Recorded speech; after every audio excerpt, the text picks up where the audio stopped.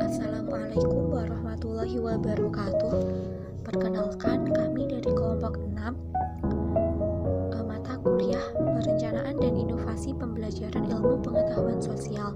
Kelompok kami akan menyajikan video pembelajaran audiovisual KD 3.3 atau 4.3 kelas 9, yaitu menganalisis ketergantungan antar bank dilihat dari konsep ekonomi dan pengaruhnya terhadap migrasi penduduk, transportasi, lembaga sosial dan ekonomi, pekerjaan, pendidikan, dan kesejahteraan masyarakat.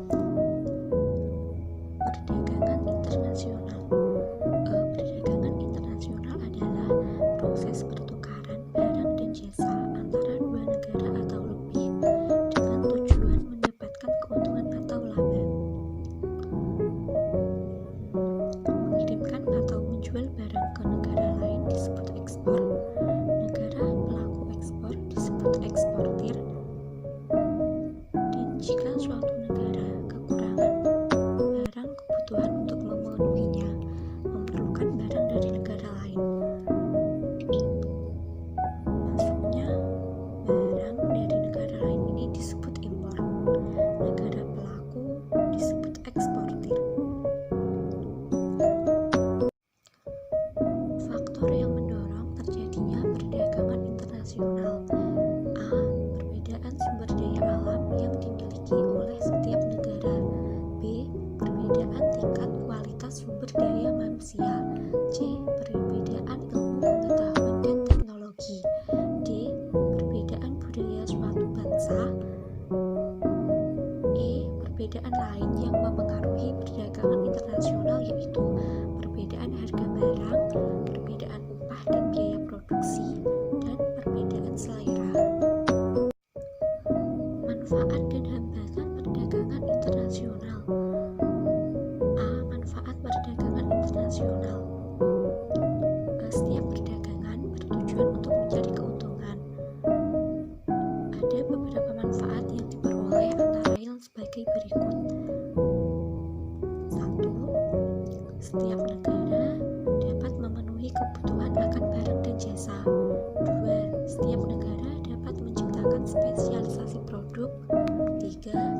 Penduduk dari negara yang melakukan perdagangan akan mendapatkan barang yang mudah dan harga murah. 4. Mendorong kegiatan produksi. 5. Dapat meningkatkan hubungan persahabatan antar negara. Hambatan perdagangan internasional. Di samping manfaat yang dapat diperoleh dari perdagangan internasional, ada beberapa hambatan yang terjadi dalam perdagangan internasional, yaitu harga barang luar negeri lebih murah dari hasil produksi dalam negeri, biaya masuk yang tinggi, adanya proteksi, adanya kuota, adanya peraturan dumping, pertentangan politik dan peperangan.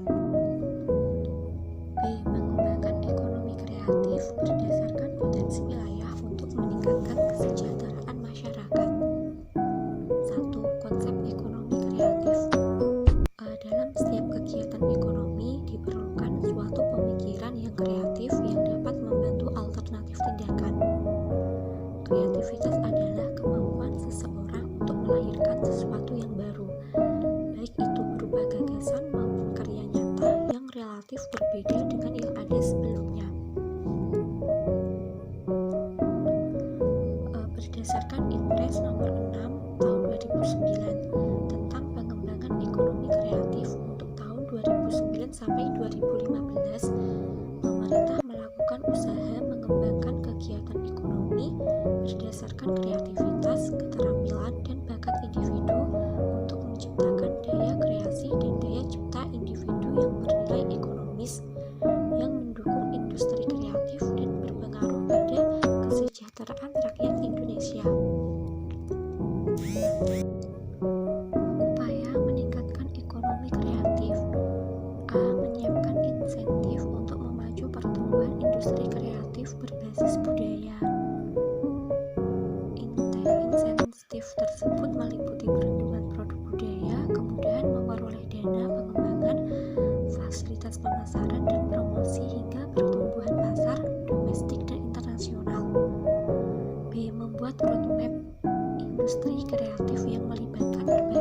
lembaga pemerintah dan kalangan swasta. C. Membuat program komprehensif untuk menggerakkan industri kreatif melalui pendidikan, pengembangan sumber daya manusia, desain mutu, dan pengembangan pasar. D. Memberikan perlindungan hukum dan insentif bagi karya industri kreatif. E. Membentuk Indonesia Creative Council yang menjadi jembatan untuk menyediakan fasilitas bagi para pelaku industri kreatif. Pemanfaatan persaingan sebagai peluang untuk meraih keunggulan ekonomi bangsa. Pada subbab A telah belajar tentang perdagangan internasional. Sekarang, faktor yang mempengaruhi terjadinya perdagangan internasional antara lain keunggulan komparatif dan keunggulan mutlak dari masing-masing negara. Menurut teori pandangan yang dikemukakan oleh Adam Smith, perdagangan antara dua negara terhadap dua jenis barang akan terjadi jika masing-masing negara mempunyai kekuatan dalam memproduksi barang tertentu. Keuntungan yang diperoleh oleh dua negara tersebut akan mengimpor barang-barang lain dengan harga murah daripada memproduksi sendiri. Dengan cara ini, negara-negara yang mempunyai keunggulan mutlak dan mengimpor barang yang mempunyai kerugian mutlak. Keikutsertaan Indonesia dalam perdagangan internasional dapat memberikan manfaat bagi pertumbuhan perekonomian Indonesia. Tantangan yang dihadapi dalam perdagangan internasional dalam era perdagangan bebas akan berdampak yang kurang menguntungkan, antara lain eksploitasi ekonomi, pudarnya identitas kebudayaan dan ancaman fisik lingkungan. Eksploitasi sumber daya alam berdampak pada perusakan lingkungan hidup. Perdagangan bebas juga bisa membuka akses meluasnya budaya barat dalam berbagai kehidupan masyarakat Indonesia. Pengembangan pusat-pusat keunggulan ekonomi untuk kesejahteraan masyarakat. Indonesia mempunyai banyak keunggulan dalam bidang ekonomi.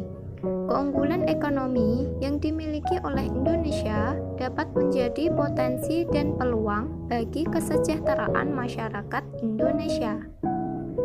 Pengelolaan keunggulan ekonomi yang dapat bermanfaat bagi kesejahteraan masyarakat. Keunggulan ekonomi yang dimiliki Indonesia serta pengaruhnya bagi kesejahteraan masyarakat Indonesia antara lain: yang pertama yakni pusat-pusat keunggulan ekonomi. Pengelolaan dari pusat keunggulan ekonomi yang ada di Indonesia bisa dikelola sendiri dan ada yang dikelola oleh perusahaan atau investor asing. Yang kedua, perusahaan tambang minyak negara. Minyak bumi tak bisa dipisahkan dari perjuangan bangsa ini. Setelah bangsa Indonesia memproklamasikan kemerdekaannya, tugas seluruh komponen bangsa Indonesia mempertahankan kemerdekaan dan mewujudkan kedaulatan atas tanah air beserta seluruh kekayaan alamnya. Penguasaan atas bumi, air, dan seluruh kekayaan alam yang terkandung di dalamnya untuk sebesar-besar kemakmuran rakyat. Jauh sebelum Perang Dunia Kedua dan Perang Kemerdekaan, perusahaan-perusahaan minyak asing telah membangun kilang minyak di beberapa tempat di Indonesia seperti Wonokromo, Pangkalan Barandan, Cepu, Balikpapan, Pelaju, dan Sungai Gerong. Selanjutnya yakni pengaruh pusat-pusat keunggulan ekonomi. Pusat keunggulan ekonomi di Indonesia berpengaruh besar dalam berbagai bidang kehidupan. Pengaruh yang ditimbulkan tersebut dapat bersifat positif dan dapat bersifat negatif. Nah, yang pertama, migrasi penduduk. migrasi penduduk, perbedaan karakteristik ruang dan sumber daya yang dimiliki pada berbagai negara, sehingga setiap negara memiliki keunggulan ekonomi, mendorong untuk melakukan mobilitas penduduk. Pergerakan tersebut mencakup pula pergerakan sumber daya berupa barang atau komoditas antar negara. Mobilitas penduduk adalah perpindahan penduduk dari satu tempat ke tempat lainnya. Mereka melakukan mobilitas untuk memperoleh sesuatu yang tidak tersedia di daerah asalnya. Migrasi penduduk dibedakan menjadi dua, yakni migrasi internal dan internasional. Dalam migrasi penduduk, antar perpindahan penduduk dapat berpengaruh ke kehidupan manusia tersebut ke dalam penduduk yang ditempati. Selanjutnya yakni transportasi. Dalam kegiatan transportasi, keberadaan pusat keunggulan ekonomi juga membawa pengaruh besar. Mobilitas penduduk dalam suatu negara atau antar negara tidak dapat dilakukan tanpa adanya sarana dan prasarana transportasi yang memadai. Selanjutnya yakni lembaga sosial ekonomi. Di masa globalisasi sekarang ini, bangsa Indonesia sedang mengalami sebuah perusahaan atau perubahan yang besar di berbagai sektor. Hal ini dibuktikan dengan kemajuan ilmu pengetahuan dan teknologi yang begitu cepat. Dengan kemajuan teknologi dan informasi seperti televisi, komputer, internet, media cetak, dan elektronik mengakibatkan masyarakat Indonesia dapat dengan mudah mengakses informasi baik dari dalam negeri maupun luar negeri. Selanjutnya yakni pendidikan. Globalisasi di bidang ekonomi akan mempengaruhi pendidikan penduduk suatu negara. Pendidikan bagian terpenting dari pembangunan nasional.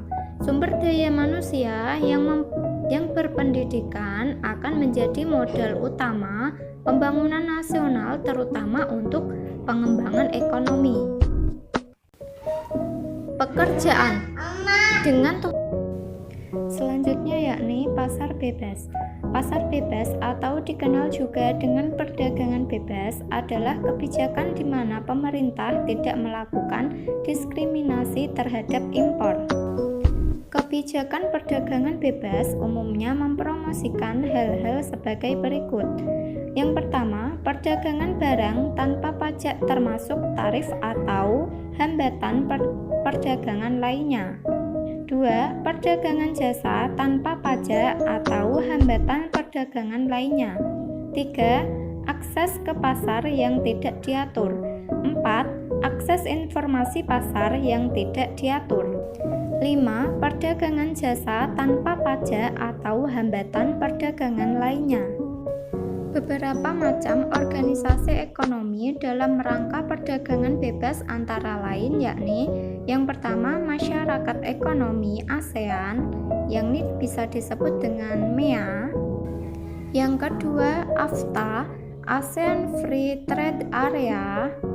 Yang ketiga Asia Pacific Economic Corporation.